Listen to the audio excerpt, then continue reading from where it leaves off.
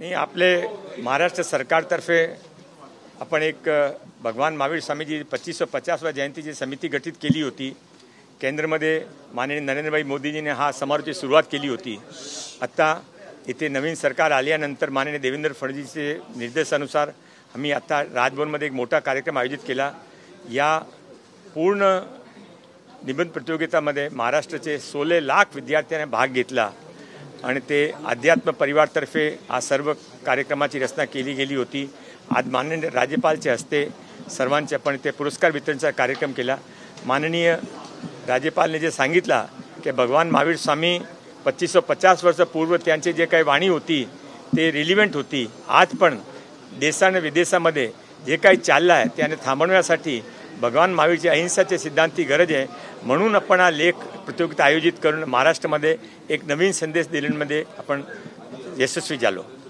Sir, या सगळ्या याच्यामध्ये जी बक्षिसं प्रामुख्याने पाहायला मिळाली ती लाखांची बक्षिसं खरं तर वितरित केलेली पाहायला मिळाली। काय प्रामुख्याने उद्देश काय होता या सगळ्या? तो उद्देश असा होता की ते हे सेम कार्यक्रम अध्यात्म परिवार हितेशभाई मुथाने गुजरातमध्ये पण केला, राजस्थानमध्ये पण केला आणि इथे पण केला। एक मोठा बक्षीस दिला तर लोकांना यामध्ये पार्टिसिपेशनसाठी जास्त भाव मिळतो आणि म्हणून हा सर्व कार्यक्रममध्ये 16 लाख विद्यार्थ्यांनी भाग घेतला।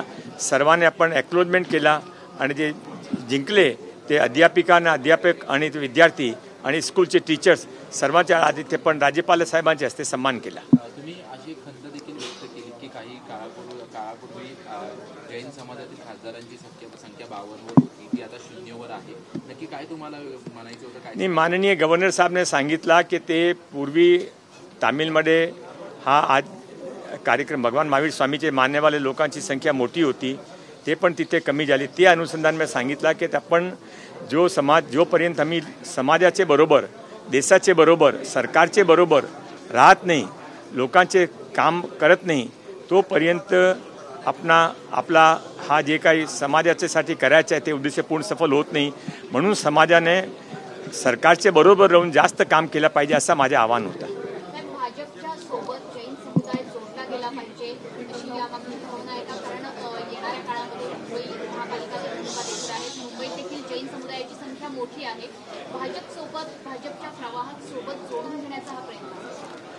भाजपासोबत फक्त जैन समाज नाही, सर्व समाज आहे।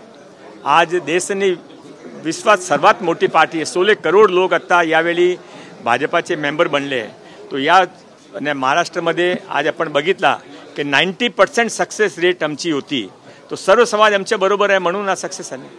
सर, हिंदी में जानना चाहेंगे कि निबंध प्रतियोगिता का आयोजन किया गया था, भारी संख्या में विद्यार्थियों ने पार्टिसिपेट किया, आज उन्हें पुरस्कार से सम्मानित किया गया, क्या पूरी जानकारी? इस कार्यक्रम के संयोजक अध्यात्म परिवार के हितेशभाई मुथा से मैं निवेदन करूंगा कि वो इसका प्रॉपर जवाब दें। हितेशभाई कहाँ गए? ऐसा है कि ये जो सारा कार्यक्रम था, माननीय नरेंद्र भाई मोदी जी ने दिल्ली के अंदर भगवान महावीर की 525वीं जयंती का उद्घाटन किया, 2550वीं। उसके बाद में हमने महाराष्ट्र में इसकी शुरुआत की। महाराष्ट्र में 10,000 स्कूलों के अंदर 16 लाख से ज़्यादा विद्यार्थियों ने भाग लिया और आज उनका माननीय राज्यपाल के हाथों से यहाँ सम्मान किया गया। माननीय मुख्यमंत्री देवेंद्र फडणवीस जी ने सारे कार्यक्रम को शुभकामनाएं प्रदान की है। उनके मार्गदर्शन में आज हमने सुंदर कार्यक्रम का आयोजित किया और इस कार्यक्रम का उद्देश्य केवल इतना ही था कि आज दुनिया के अंदर जो आग लगी हुई है, भारत के अंदर जो आपस के अंदर झगड़े हो रहे हैं, उस सब के अंदर भगवान महावीर के अहिंसा के सिद्धांत लोगों तक पहुँचे, विद्यार्थियों के माध्यम से परिवार तक पहुँचे, उस उद्देश्य में हम सफल हुए। मंगळवारी महापालिकेचं बजेट सादर होत आहे, पालकमंत्री आहात, काय अपेक्षा आहेत या बजेटकडनं? कारण निवडणुकांचं देखील वर्ष असणार आहे, मुंबईकरांवर कराचा बोजा पडणार का? आणखी नव्या योजना, चांगल्या योजना मुंबईकरांना? माननीय मुख्यमंत्री देवेंद्रजी फडणवीसच्या नेतृत्वामध्ये जे सरकार चालली आहे त्या सरकारमध्ये लोकांमध्ये काही नवीन बोजा पडणार नाही। हे लोकानुमुखी सरकार आहे। 14-19 मध्ये माननीय देवेंद्रजींनी जे काम केलं होतं लोकांच्या हितासाठी केलं होतं, यावेळी पण चांगला बजेट येईल असा आम्ही सर्वजण मनामध्ये आमचा सर्वांचा विचार आहे। असा माननीय देवेंद्रजी मार्गदर्शनानुसार महानगरपालिका असा बजेट पेश करतील। सर, बीएमसी का बजट है, ऐसे में क्या कहेंगे? क्योंकि अभी कल ही यूनियन बजट आया है, लेकिन संजय राउत आज भी कहते हैं कि चुनावी बजट है। संजय राउत जी का भी भूल जाएंगे तो मुझे लगता है कि महाराष्ट्र का ज़्यादा भला होगा। धन्यवाद।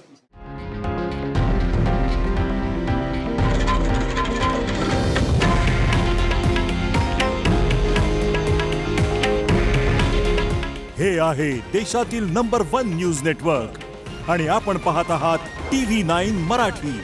काळजी तुमची, हित महाराष्ट्राचं।